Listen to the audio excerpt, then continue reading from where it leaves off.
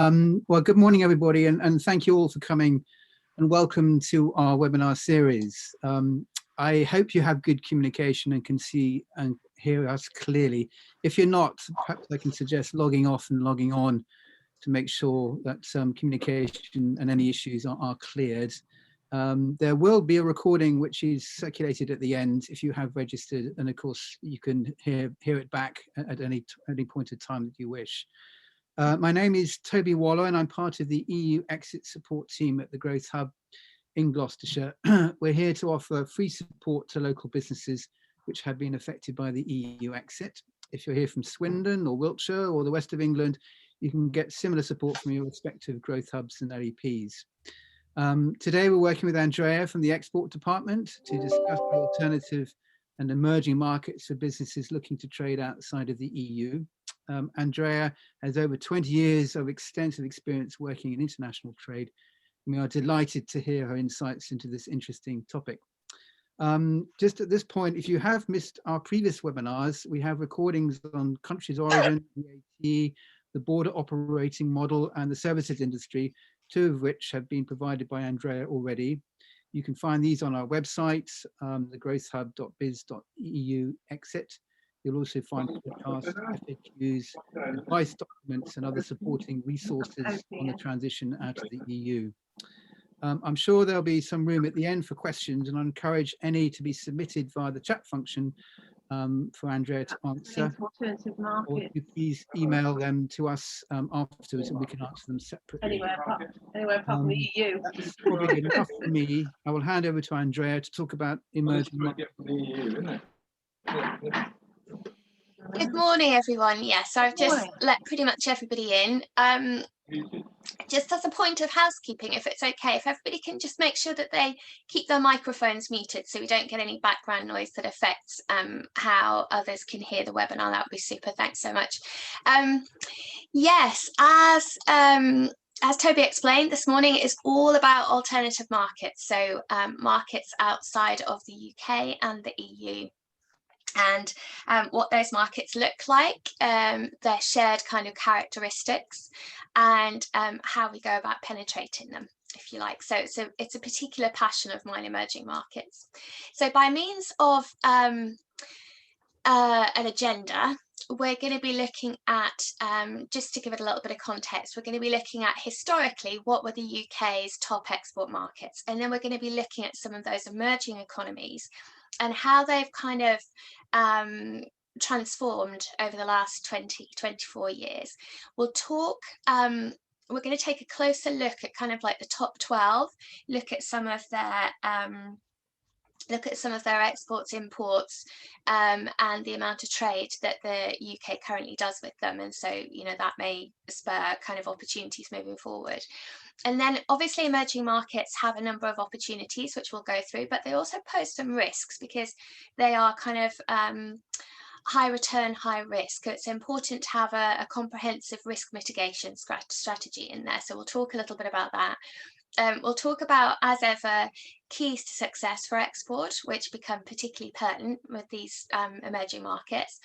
And then we'll talk about different routes to market, because some of this towards the end is about managing partners, because when you're talking about markets that are further afield, then you know you have all sorts of issues around cultural differences, around language barriers, and around time differences and so on. So having a really good local partner that you can develop a very you know, fruitful and long-term relationship with is really a very, very good way to penetrate these markets.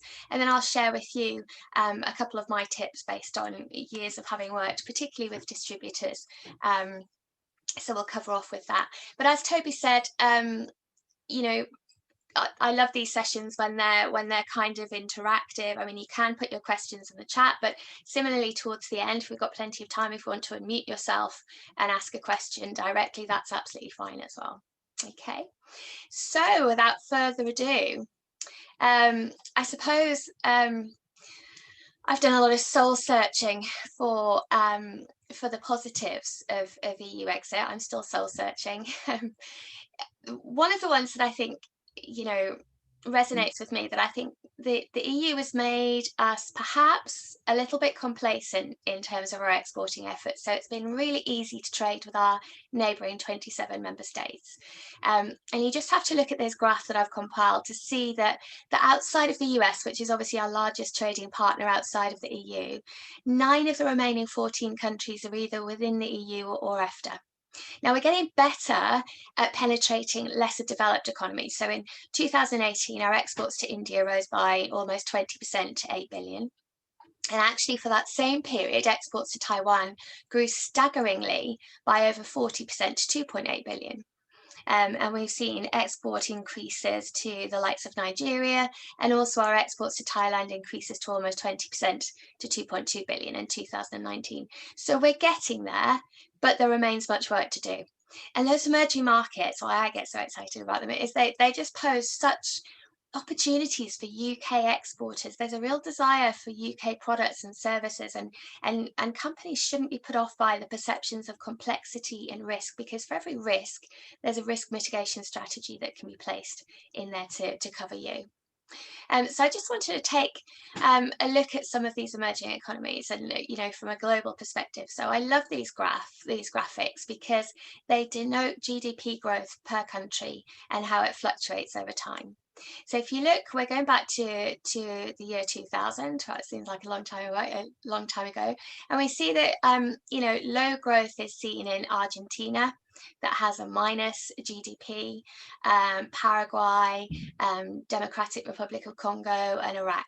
But those high growth markets are seen in the Russian Fed, that was experiencing some 10% GDP growth, Sudan 8.4%.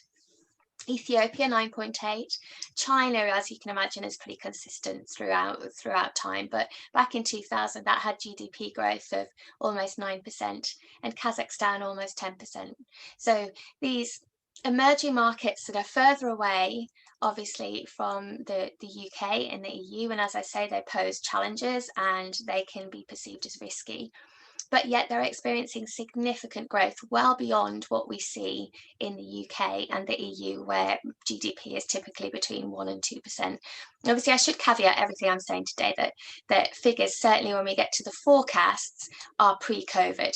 So, things could have moved on quite significantly. COVID's been a global pandemic and no country has emerged untouched by it. So, but before we get on to the forecast, so if we flip forward to 2019, so we're almost 20 years on from 2000, you can see that Argentina is still experiencing low growth. In fact, if anything, GDP has dipped further to minus 3.1. Libya, Iran, Venezuela, and so on. High growth, China is still up front and forward, but its GDP has dropped to 6.1. Mongolia, India, Myanmar, which we'll come on to in just a second, Uganda, Cambodia, Vietnam. Vietnam is emerging as a fantastic alternative to China in terms of manufacturing, where we've seen significant wage increases in China over recent years.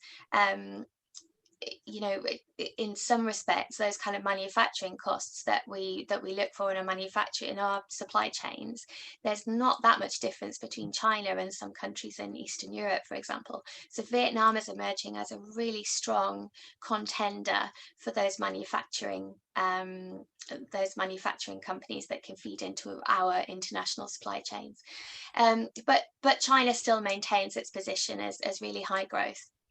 And we just have to look back at the impact of COVID on China and how that impacted kind of global supply chains. It is overwhelmingly the go-to place for a number of UK sectors. So our dependence on that country is significant. I suppose really that poses an issue for our, the resilience of our supply chains. It's something just to think about, but it's a completely separate webinar for a different day. Myanmar I wanted to touch on because that's such an interesting market. It's emerged from 5 decades worth of sanctions. They estimate that it requires some $60 billion of infrastructure investment to bring the country up to speed. So, before the recent coup, which is incredibly sad to have to watch on TV, that country posed a significant opportunity for, say, service companies in the UK construction sector, say architects, quantity surveyors and so on, to get involved in those large scale infrastructure projects. But obviously Myanmar is a perfect example of how we really need to do our research as to the economic and political and social stability of a country before we penetrate it. And, you know, hopefully over time things start to settle down. It's a really, really interesting country. Flip forward to 2024, and again, I appreciate the whole globe has been impacted by COVID, so these figures will require adjusting, but we still see low growth in the Russian Fed, and actually the US figures for the first time as low growth. In the EU also, so between 0.6 and 2.5% GDP across the EU. But high growth markets are appearing as Mozambique, Uganda again, India, Ethiopia, Myanmar, obviously, we've spoken about, Cambodia, Uzbekistan, Nigeria, Egypt, and Russia, that was a high growth market back in 2000, is now low growth for 2024. So it's really interesting to see how this kind of picture shifts over time. That's why I really love these graphics.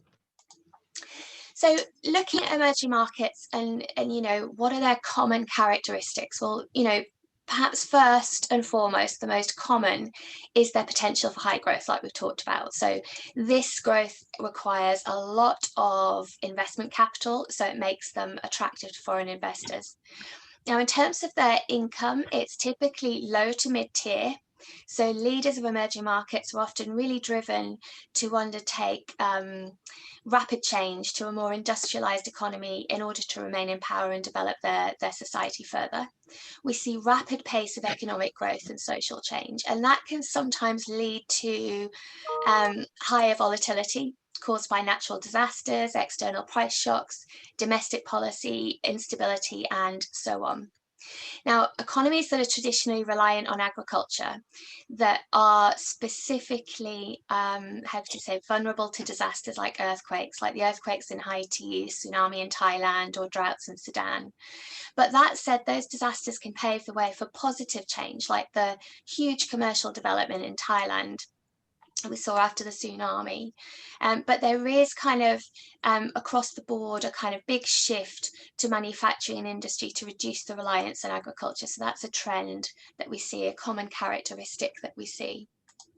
In terms of things like currency swings, so, you know, they're more susceptible to currency swings, especially when those markets are reliant on the US dollar. So they're vulnerable to commodity swings like with oil or food, and this is really because they kind of lack the power to influence these movements, and they kind of remain at the mercy of the more developed economies and their trade policies. Now, a number of them are getting smart to this now and are forming trading blocs, so they're increasing their purchasing power. You know, I'm a particular advocate of the ASEAN region, for example, which is a you know, very well developed trading bloc, but it's catching on that they need this purchasing power in order to, you know, get those economies of scale from those developed countries. Industrialization strategies are obviously at the forefront of some regimes' agendas, as I mentioned. Sorry, just letting some more people in. But that can lead, those strategies, especially when they're implemented too quickly, can lead to, you know, sectors of the population suffering. So farmers can lose their land, and over time that can lead to real social unrest, perhaps rebellion, political instability, and that can ultimately, you know, lead to a regime change, for example. And these markets can often suffer from insufficient labour and raw materials, so they see high inflation or deflation. Their markets tend to be relatively unregulated, and they can have a reputation for having unsound monetary policies. But again, you know, all of these, whilst they're important to consider as a UK exporter, they shouldn't necessarily put you off approaching that market. And we'll talk a little bit about that risk mitigation in a second. So kind of all of these factors combined make them, I suppose, present challenges for exporters and investors. But as I say, with international trade, there's always a risk mitigation strategy. What you've got to remember is there's risk in domestic markets as well, you know. But yes, it's a given that international is more risky, and these lesser developed economies need that little bit more planning. And that's sometimes my mantra is plan, plan, plan. So thinking about, the top 12 as they are at the moment, so I've kind of taken a look at the top 12 growth markets and had a bit of a deeper dive into some of those. So for each, I've provided the GDP growth in 2019 and then that GDP predicted growth for 2024. Now, as I said before, these forecasts are they kind of predate COVID, and none of us can be 100% sure at the moment as to what impact the crisis will have on global growth predictions or global trade per se. I've also included UK exports to these countries as a kind of monetary figure and a percentage of UK overall exports. And then I've listed the top 5 products that we export. But then importantly, 2 metrics that I really advocate and get a lot out of on, in my own kind of professional work is the ease of doing business score and the corruptions perception index. So the ease of doing business score is compiled by the World Bank. The higher the ranking, so a low numerical value, indicate better, usually simpler regulations for businesses and stronger protections of property rights and so on. And the framework is pretty extensive. So how they come about this figure is pretty expensive. So it looks at procedures, time, cost, and minimum capital to open a business. It looks at how the country deals with construction permits, access to credit, information and regulations around protecting investors, tax liabilities, a whole host of different things. And it provides a figure at the end of it. And to provide a benchmark, the UK has a score of 8. So it's deemed to have an incredibly easy business environment. But then there's the corruption perception index as well. So that's compiled by Transparency International, and it's become the leading indicator of public sector corruption. So the index offers an annual snapshot of the relative degree of corruption by ranking countries and territories from all over the globe. So the index draws on 13 surveys and expert assessments, and it measures that public sector corruption in over 180 countries and territories, and then gives them a score from 0, which is highly corrupt, to 100, which is very clean. So again, for benchmarking purposes, the UK ranks 12th out of 180 and has an overall score of 77 out of 100. So 2 very, very important indices there, I think personally. So if we just look at the top 3, first of all, taking that deeper dive into those markets. So we see GDP growth in the 7+, but our exports are really low to those countries. So if we look at Ethiopia first, so its main trading partners are China, the United States, Somalia, Kuwait, Switzerland, and Saudi Arabia. It operates a trade deficit on goods of almost 12 billion. And the country has a really wide range of duty rates from 0 to 35%, with an average rate of 17%. So that can be very off-putting to UK exporters when they realise that the duties that are incurred in the local market are just essentially going to push their export pricing way beyond, where it is competitive. And, duties, although the country has, reduced some duties and done some work around this area, duties are still too high for some products like vehicles, for example. Rwanda's an interesting one. So they have a trade deficit on goods, approximately 1.4 billion. And they continue to make really bold and ambitious steps to improve their business environment. So they rank 2nd in Africa and 38th overall for ease of doing business. So they've done a lot of work over recent years to improve their ease of doing business score. Bangladesh is a really interesting one. So sadly, it continues to be bogged down by corruption. The country routinely finds itself amongst some of the most corrupt countries in the world. And back in 2004, it formed the Anti-Corruption Commission. But it's been, from external parties looking in, it's deemed to be largely ineffective because of the government control over it.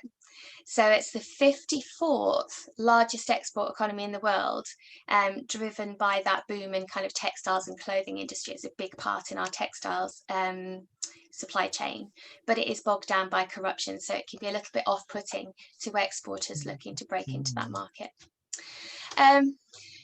As I said earlier, our exports to India have risen really sharply in recent years, but India's main trading partners are China, the US, the UAE, and Saudi. Now, the government is a really interesting one because the government is chomping at the heels of China in terms of its ranking on the global trade stage. So China accounts, as I mentioned earlier, to something like 17% of global trade, and India 2.6%. But the government in India has aspirations to increase that to between 8 and 10%. So the kind of things that we see are in terms of its imports are computers, plastics, medical apparatus, organic chemicals feature in India's top 10 imports. The second largest economy in West Africa is the Ivory Coast, and it's a top exporter of cocoa and cashews. And the country's economy is, as I mentioned earlier about these economies dependent on agriculture, this one's incredibly dependent on agriculture. So it's perceived to have quite a fragile economic climate. Now, amongst the company's top imports are crude petroleum, rice, non-fillet frozen fish, packaged medicaments, and refined petroleum. So just trying to give you an indication of what their kind of like top imports are and where opportunities might arise for you as exporters. Cambodia is a really interesting one because it's a member of the ASEAN trading bloc. It's strategically positioned in Southeast Asia, so it has a major port on the Gulf of Thailand. And the country also shares land borders with Thailand, Laos, and Vietnam. And all of this, coupled with the fact that it is, its business language is English, makes it a really interesting country for UK exporters. Language is something that we really do have to consider in these emerging markets, and it pains me to say, when I say English is the spoken language, it pains me because I'm a linguist by background, so I'm not one of these people that think everybody should speak English. But with some of these emerging markets, it is a plus when the business language is English, so you know that you don't quite have such a significant barrier to overcome.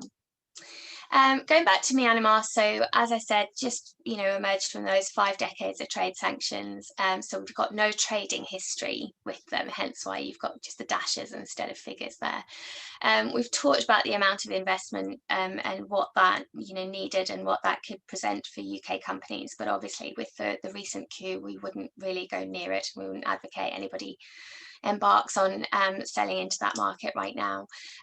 Laos, they're most probably, because of proximity, geographic proximity, their most important trading partners are China, Thailand, and Vietnam. The country has operated a trade deficit for many years, but this is slowly reducing due to the steady growth of its exports and the completion of a number of really quite large-scale infrastructure projects. The country has restrictions on the import of certain chemical products, weapons, and types of medication. And its membership of the WTO, which happened in 2013, I think, is really responsible for that kind of like partial or full opening of all of its sectors to international trade. So far more embracing that international trade than before its WTO membership.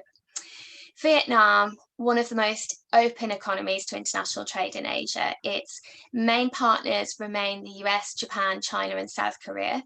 But as I say, it's emerging as a really good source of manufacturing for UK global supply. Can't talk this morning, global supply chains. It operates a small trade surplus on goods of around 16 billion, but it ranks above several of its Southeast Asian neighbours in terms of regulatory environment for business, which again makes it very attractive to UK exporters. The country, to a certain extent, remains a bit dogged by corruption, but it is a focus of the current regime. And the country, the president has come out and said that the country will see a ramping up of disciplinary and court action to tackle that problem. They recognise that it is a significant problem that impacts countries' willingness to invest in Vietnam, so it is very much on their radar. And then the final 3, so Tanzania, the 9th largest economy in sub-Saharan Africa. It's a free market economy with good political stability. So, that in itself is good. And when you're doing your country research, you'll come across various references to how it is quite politically sound. There've been the introduction of several reforms and issues, several reforms that they've tried to implement, and that's created issues around ease of doing business just while those regulations kind of bed in. But over time, we should see that their ease of doing business score improves. once the benefits of those reforms start to be seen, if you like. The Philippines, really interesting one, has a very strong consumer market. So its population and economy are growing. And it also has a large number of foreign workers. And all of these factors combined drive a really strong consumer market. And there's a real desire for luxury items, real estate, and service. Service. So that service consumption is growing annually. Senegal, the last one. So although the average Senegalese consumer has very limited purchasing power, the country's seen this tremendous emergence of a growing upper middle class, and they have high purchasing power, and that's led to the development of a number of supermarket chains, mostly international ones. And Senegalese women in particular are big consumers of beauty and skincare products, and are particularly attracted by international brands that they see denote quality, for example. So hopefully that's giving you a bit of a deep dive into the top 12 markets, if you like.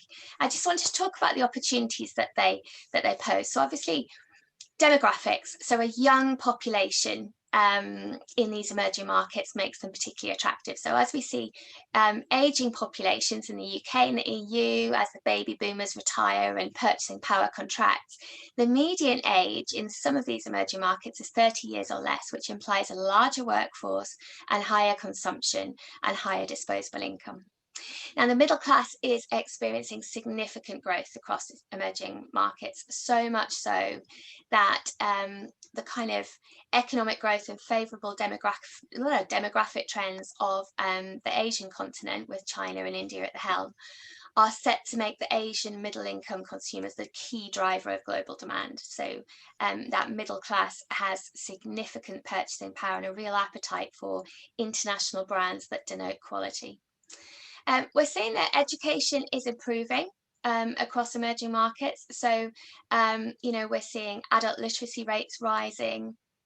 And obviously that improved education provision contributes to rising incomes because it enhances those employment opportunities, so leading to increased purchasing power and so on. And actually, in terms of education opportunities, in terms of service providers in the UK, the emerging markets provide really quite an opportunity for those service providers to provide vocational and non-vocational training. Digital technologies obviously has the capacity to unlock emerging markets, and we've seen leapfrogging in these markets as kind of landline technologies have been bypassed and next generation of mobile platforms are massively adopted across the board. These markets typically require significant infrastructure investment, which obviously opens up opportunities for UK companies to demonstrate their expertise and skill by getting involved in the delivery of some of these infrastructure projects, like the ones I mentioned that Myanmar needs to get involved in. And as I mentioned before, significant opportunities for global educators, for those companies offering that vocational training, because although education is improving, the level of unskilled labour is still high in some of these markets. So we really have to get creative, looking at our brands, looking at what the requirements are, and seeing what the opportunities are for our particular products and services. Now, in terms of mitigating risk, so, like I said, high growth, high risk, and I cannot underestimate the requirement for research and planning when you break into these markets. But for every risk, there's a risk mitigation strategy, and we just have to be, aware of those. And it's a completely separate webinar to do kind of, de-risking markets and so on, but it's just being aware. You can't do enough research, really. One thing I did want to be aware of, to make you aware of in terms of corruption and bribery and so on, is the UK Bribery Act that came into law in 2010. That has extraterritorial reach for UK companies operating abroad. So it means that you can be deemed to have committed an offence if an employee or a subsidiary or an agent or a service provider, anybody who's associated, like an associated person, bribes another person anywhere in the world to obtain or retain business, or to obtain a business advantage. So that's a big one that we need to be aware of, that UK Bribery Act. Getting paid is obviously a big consideration in emerging markets. So you'll definitely want to look at things like payment in advance, you know, at least for the first few shipments. Or you might want to look at payment at kind of other schemes like letters of credit, bank guarantees, invoice financing like UK Export Finance and Bibby Financial Services can provide. And again, that whole mitigating risk and methods of payment is a completely separate webinar that we might get the opportunity to run for you at some point. Protecting and managing IP abroad can be really complex, so particularly in these markets. So I'd always, you know, I'm by no means an IP specialist. I would always advocate that you kind of seek the advice from an IP lawyer or other IP professional.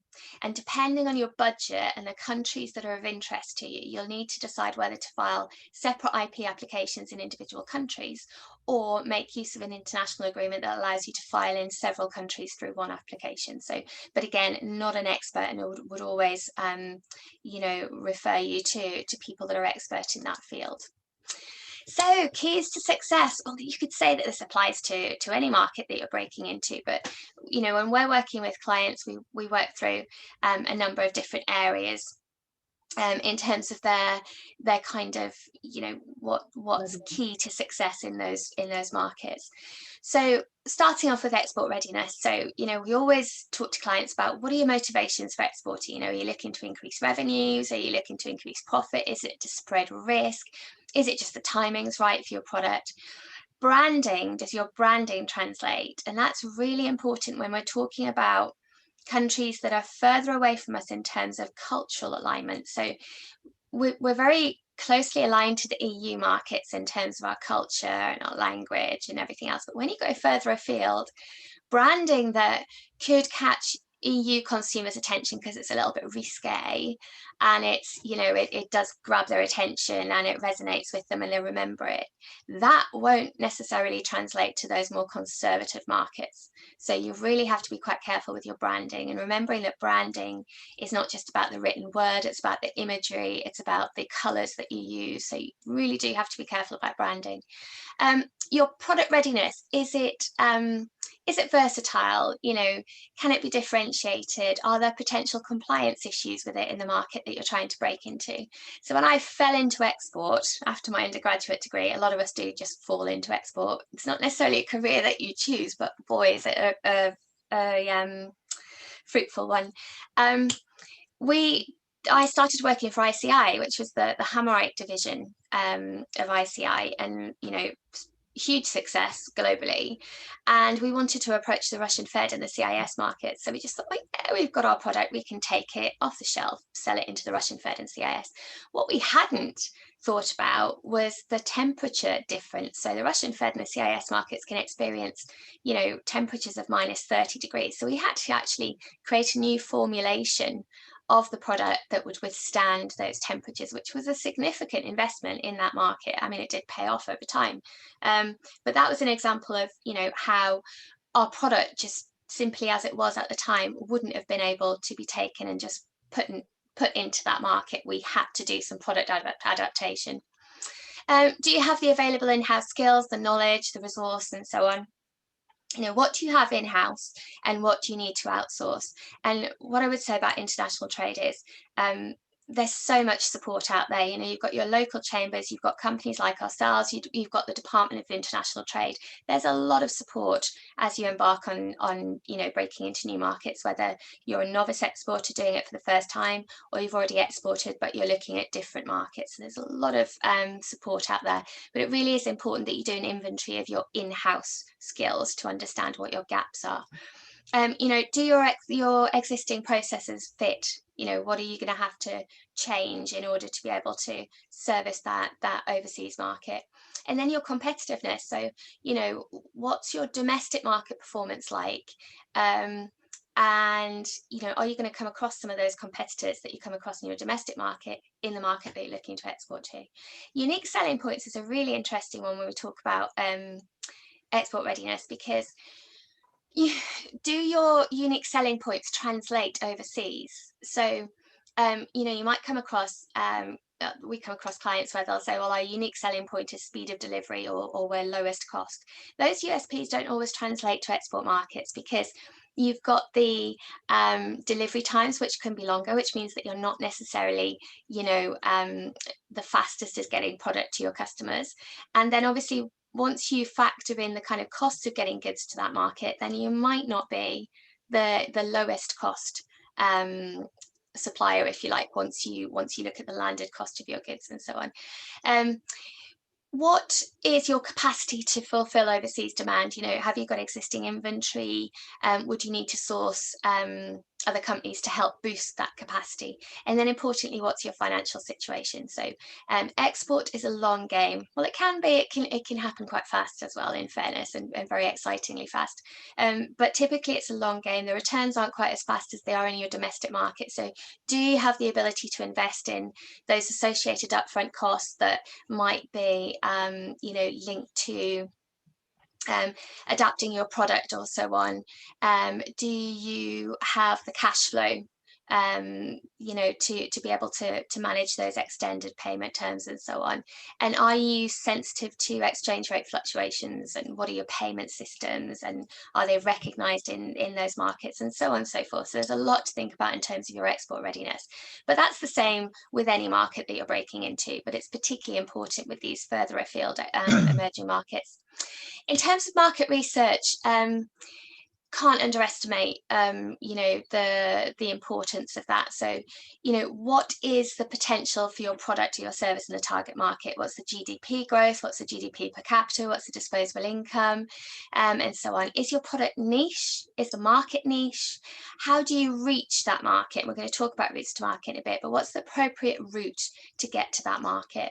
You need to have a full understanding of the legal and regulatory requirements within that target market, and we're seeing that now with, you know, EU exit. As we're operating two regulatory systems, we're now having to familiarize, I'll probably get more involved in regulation than we ever have before, when we're placing goods in the EU market or the Northern Ireland market versus the GB market. How big is the sector and industry in your target market? Is it buoyant? Is it mature? Is it emerging? How stable is the market? So those political and economical considerations are so important, as we see with Myanmar and some of the others that I've mentioned. Are there any cultural considerations to selling in that market? Which I can guarantee you with those further afield markets there will be, and you have to be very sympathetic to those. What's the customer demographic? So are there similar characteristics to your domestic customers? And as I said earlier, what's the competition present in the market? You know, are you going to see some of your domestic competitors in that market? Are you going to see other local, you know, competitors that you're aware of, or are there any other international big players, if you like? And then I suppose the last one, you know, that fits in with market research is trade missions and exhibitions and so on. Great mechanisms for dipping your toes in the market. Obviously, the DIT deal with trade missions, but when COVID allows us to reopen, kind of like the event industry, then those exhibitions and seminars and so on can be really good ways of dipping your toe in the market and getting a feel for, you know, the movers and shakers there, and how well your product would do. Other things I've mentioned, so pricing strategy is really important. It's kind of, when we're working with clients, we always look at, well, what could you sell the product for, and then you work backwards and see whether your margins can handle that selling price. And obviously, when you're talking about going via the indirect channel, so appointing stockists or distributors or so on, then you know, you have to build their margin into that retail price, or that selling price in that market. E-commerce, localization, relationships and local partners, I'm going to come on to in just a second via separate slides. So straight into social media platforms. So obviously most companies, so I'm just going to have a quick drink. Most companies, when embarking on selling their product now, understand that social media will play some part in that marketing strategy. It has, it's so widely adopted globally. So I just thought it'd be interesting to give some stats, and these are taken from Hootsuite, about the most used social media platforms globally. So not surprisingly, we see Facebook right up at the top, followed by YouTube. WhatsApp is a big one for relatively new comer into the market, if you like. WhatsApp's only been around for a few years, and yet it's third position in there. But then as you go further down that list, you start to see kind of regional platforms emerging, but you see that their usage is still really quite high on a global scale. Social media use around the world. So I just thought it'd be interesting, again, Hootsuite stats here taken from 2020. So, we've got social media penetration versus total population. I think the one thing that I've mentioned with emerging economies is the use of mobile phones, so getting a hold of that mobile data. So in there we've got the total number of social media users accessing via mobile phones. Mobile phones are so widely used.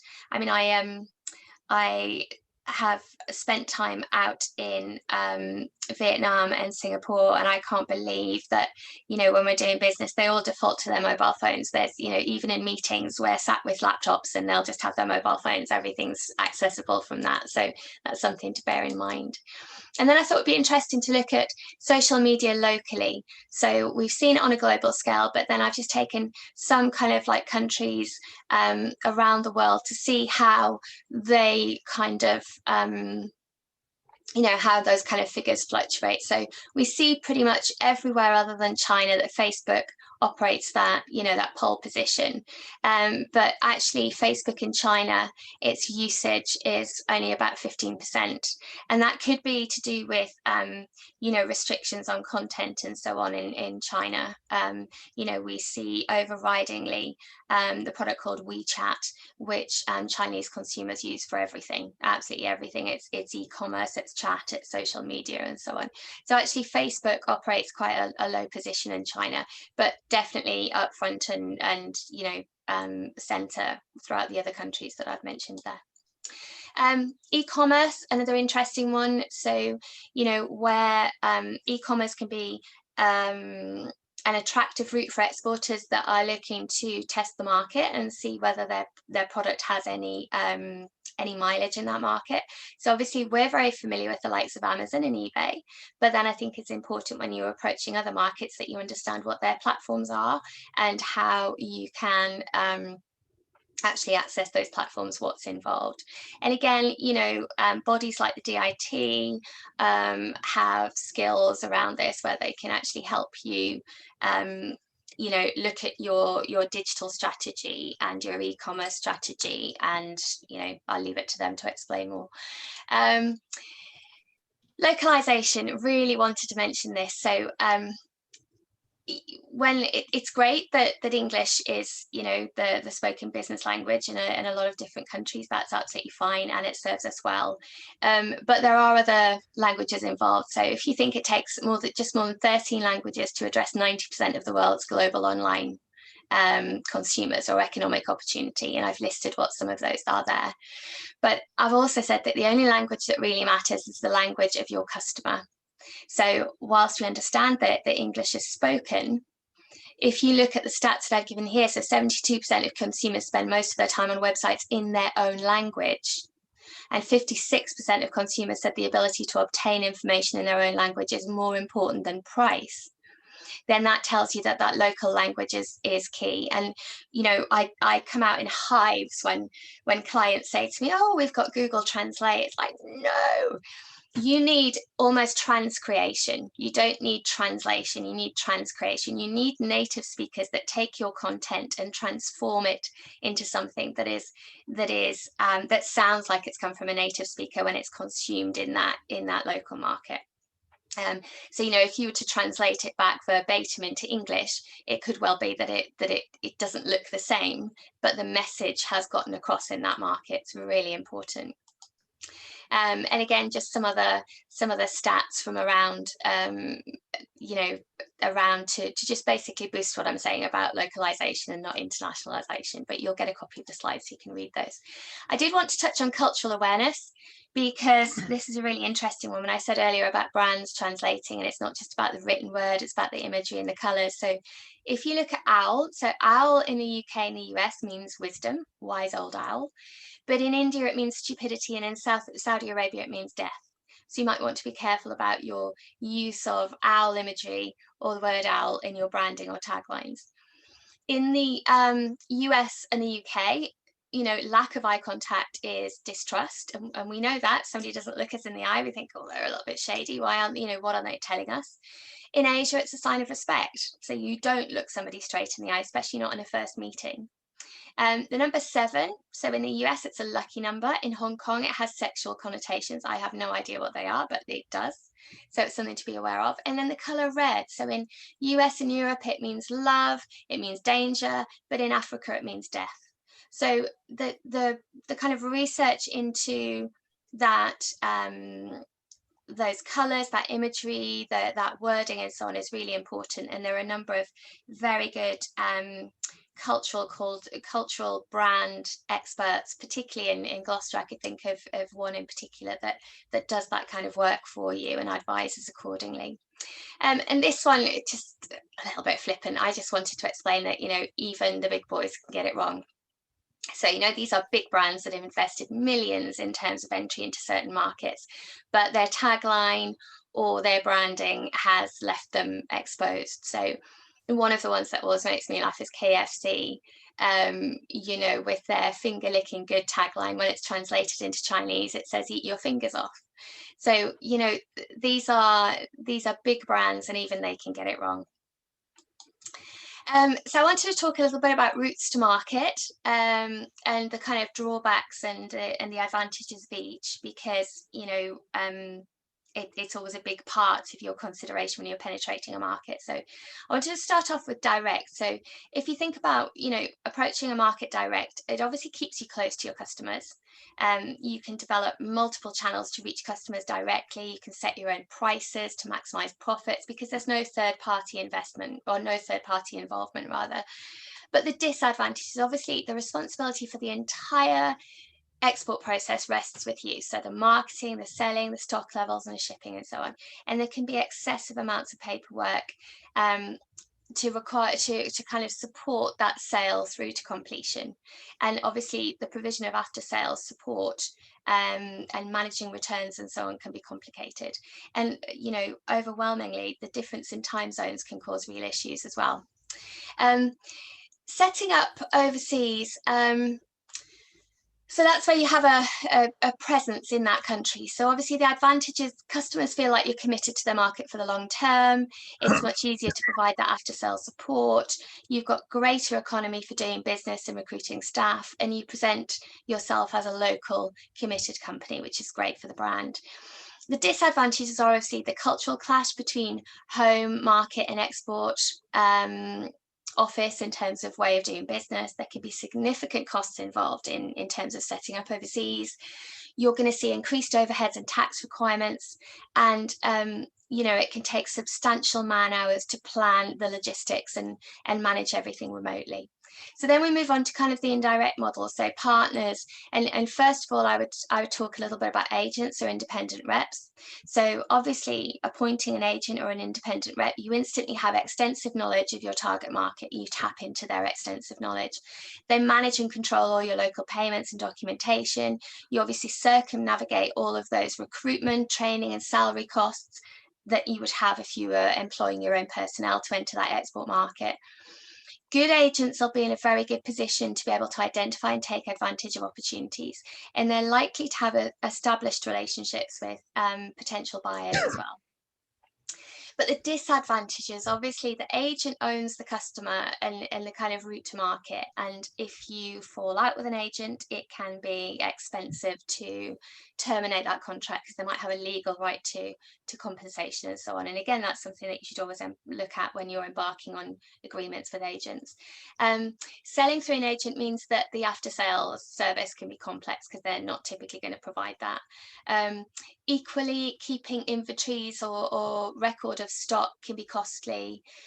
You'll lose a certain element of control of marketing and brand image when compared to entering the market direct. And I haven't personally found it, but I've got associates that say that managing agents can be challenging. I'm not entirely sure what they mean by that. My experience has been good, but again, most of my experience lies with distribution. So, but then we've got partners in the form of resellers, stockists and dealers. So In terms of advantages, obviously, they will buy stock, they'll market it, they'll sell it, they'll support your product in their country or territory. You can choose between large multinational or specialist independent companies. You'll have products, your products will be sold across all stores, whether bricks or mortar or online. And it's quite likely that those stockists will have multiple stores in multiple countries. So you can see, you know, your brand expanding relatively quickly. And they may already have complementary products. So particularly, you know, true for certain resellers in certain sectors. Now, the disadvantages, they're going to demand a discount. Obviously, that's the way that they work. The marketing and the pricing of your products is a little bit out of your control. And as an SME, you might be, or a micro business, you might be further down the list of priorities or their focus. So you might not get the marketing effort or the that you really want. Or the training that goes into selling your products that perhaps your product deserves. And sometimes we see that, you know, the volume of annual orders doesn't always meet expectations. But again, that's all stuff that can be put into contracts and monitored, and there can be, you know, break clauses for when those annual orders aren't reaching those levels that were agreed. But then we move on to kind of my comfort area, which is distribution. So obviously the advantages are you have access to the distributors network, so all of their dealerships, all of their resellers and so on, you've got access to all of those, and much of the risk is absorbed by the distributor. So you know, they will buy your product, they'll market it locally, and they basically take ownership of the product, and the risk passes, if you like. There's obviously no need for us as SMEs or micro businesses to set up in that territory, so we're saving money. And what's different to stockists is you're only having to manage or track the accounts of one distributor rather than several different stockists or dealers or so on. Now, in terms of disadvantages, I personally haven't experienced as many as some, but, you know, generically we'd say that you're unlikely to get the marketing and sales effort that your product or brand deserves, because the distributor will focus on the first kind of 5 to 10 top brands or selling lines that generate the majority of their income. So you might be further down the queue in terms of their priorities. Personally, I've not found that, but that could be our approach to our distributors, and we'll talk a little bit about that in a second. The activities of your distributors are typically out of your control, so that marketing and pricing. Again, they work on a discount basis, so they'll be looking for discounts, which is kind of their margin for selling the product. They may request exclusivity. Obviously, that comes with a caution. Exclusivity, if it absolutely is granted, then it should only be for a finite period of time and then reviewed. And often you'll be asked or requested to contribute financially to any marketing of your products, in addition to the discount that you're giving them. Now, personally, we've always worked with distributors on that basis, so I don't see that as a potential drawback. It's actually a mechanism to making the relationship work even better and the product be even more successful in that market, but we'll talk a little bit in a second. Then you've got other methods, contractual methods, so licensing or franchising. So you know, those kind of methods allow you to take your product to market without the expense of setting up locally, but the costs of registering all the intellectual property in advance of even recognizing any income, and ensuring that the licensee is going to develop the market and so on, it can be really quite time consuming and quite stressful, because obviously the royalties are dependent on sales growth. So without that sales growth, the royalties aren't going to come through. And we've got contractual methods like joint ventures. So they enable us as UK companies to establish a presence in an overseas market and capitalize on those opportunities, but without taking full responsibility for the costs associated with setting up direct.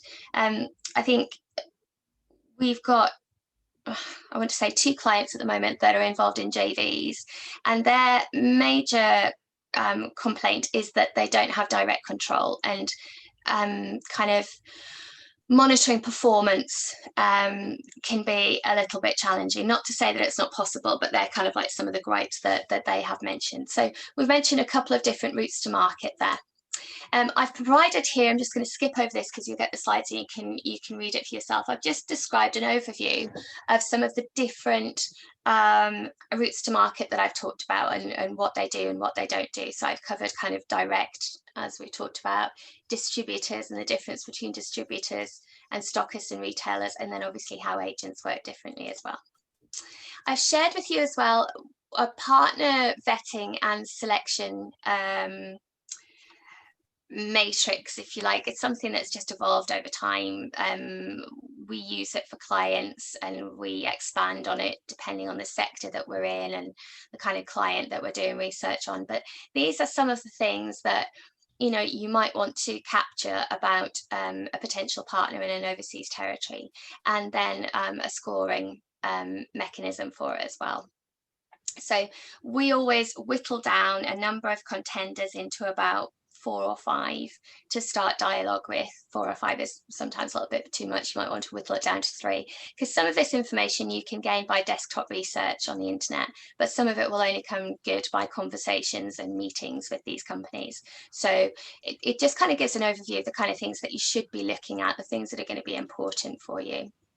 And then finally, I'm just conscious of time. I did say to Toby that we might run over by a couple of minutes just because I love waffling on about emerging markets, but this is, I promise you, the last slide. I just really wanted to share with you some of my experience of managing partners over the years and what's worked well and what's not. So whether it's been a firm that I've worked for or whether it's just been, me personally, I've always been committed to forging really strong relationships with partners, because they're absolutely essential, especially when we've got barriers such as distance, time zones and language, and to see your partners as both your employees and your customers. So those relationships need nurturing, and those personal relationships are everything.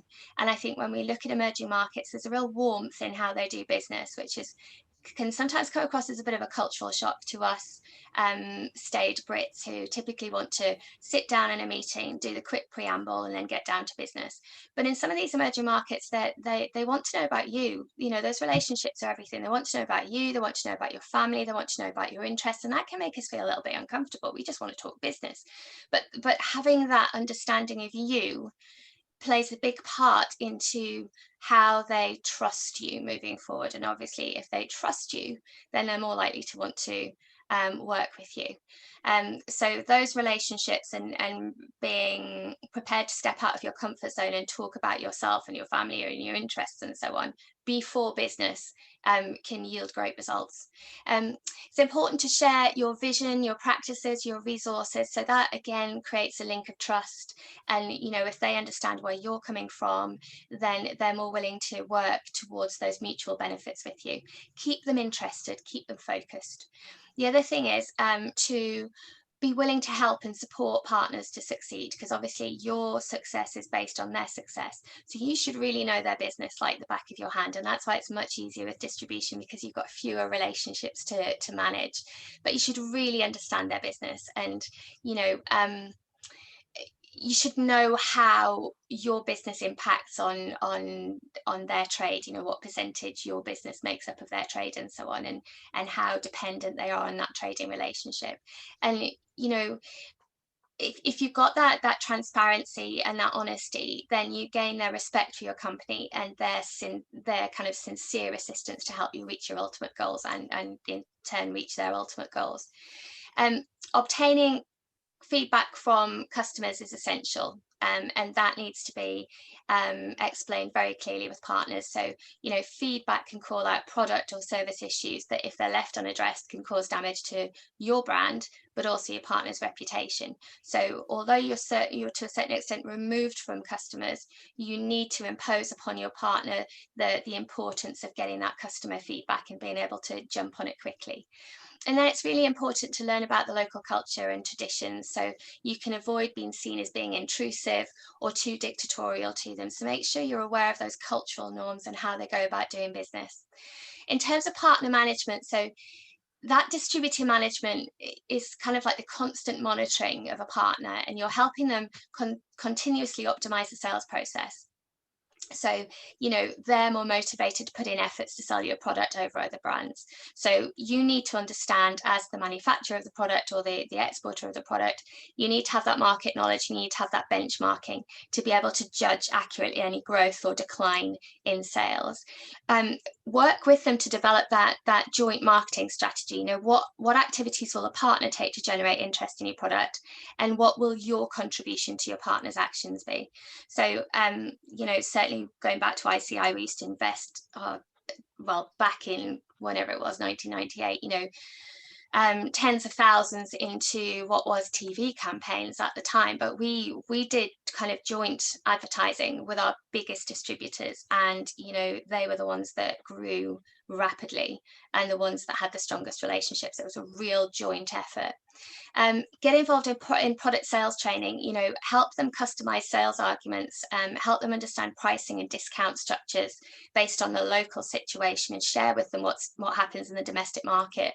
Make sure you're there to provide second line after sales support. So they will be, you know, at the coalface with the customer, but for that more technical support, depending on the product that you're selling, make sure that there is a mechanism in place where they can refer support queries to you. Have those performance meetings and incentive schemes. You know, we used to have President's Club, and we extended that to some of our largest distributors, because, as I say, they are your customers and your employees. So if some of our guys were going to President's Club for a, you know, fantastic sales performance, why shouldn't some of our distributors employees be going as well? If you think about strategic partner management with all of its preparations, you know, very early on in a relationship, it might take a day, a month, at the very beginning to manage that and get the processes in place and build a relationship. But by the time that relationship's up and running, you're going to be spending one day every 2 months for a really established partner, but it's worth investing that time. Where you've got multiple partners in a country, or a partner for whom your products are just a small part of its turnover, you might want to conduct some kind of local marketing or business development activity to feed the sales funnel. So scan the market for leads and opportunities, and when these become concrete, hand them over to a partner, or at least offer to do a joint follow-up. So you're kind of feeding their sales funnel.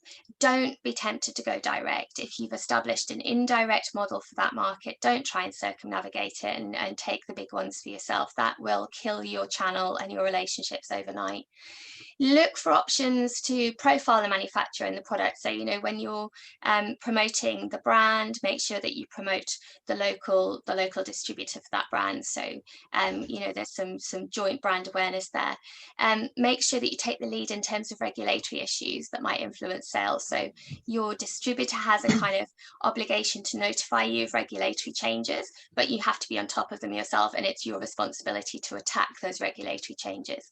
And then, you know, partner in events for the product. So, you know, I have spent hours of my life on trade show stands with distributors and partners, but it not only is it good fun, it also demonstrates to them that you're investing in their brand in the local country, and it means that, you know, customers are visiting the stand and they're able to talk to the actual exporter or the manufacturer, and that's fantastic. So it serves both your company well and also the partner's company well. So just some of the things that over the years, little of me have kind of learned through managing these relationships. As always, I have provided a couple of slides just with links to the things that we've discussed today. So maybe they may be useful. Particularly, I just want to make sure that I've included, yes, the World Bank Ease of Doing Business and the Corruption Perception Index there in there. So Toby, as I said, I knew I'd go over. I do apologise. It's time that people will never get back. But if anybody does have any questions, I'm quite happy to take them now. No, it's absolutely tremendous. I had a few questions, but you've answered them so comprehensively in the webinar that I feel I don't have to sort of raise them any further. It's just to say that obviously the silver lining from the EU exit is that we've had to embrace an awful lot more about export functions, Incoterms, and new landscape and everything. And this, as you rightly said, creates a fantastic opportunity elsewhere, and to embrace it. And I think what you've presented there is a wealth of opportunity. There are no questions that come in, principally because I think everybody's absorbing so much information, but I suspect that questions may arise out of this later, and I'm sure they can get in contact directly. And I'm pointing out Andrea's email there, or if you need to get in contact with the Growth Hub, then it's eutransition@thegrowthhub.biz. We're on the nail in terms of time, so we can probably wrap up. Just to reiterate that we do have other webinars given by Andrea and other SMEs, specialist experts on the Growth Hub. But other than that, it's just to say thank you so much indeed. And thank you to everybody for attending, and take care. Yes, thank you very much, everyone.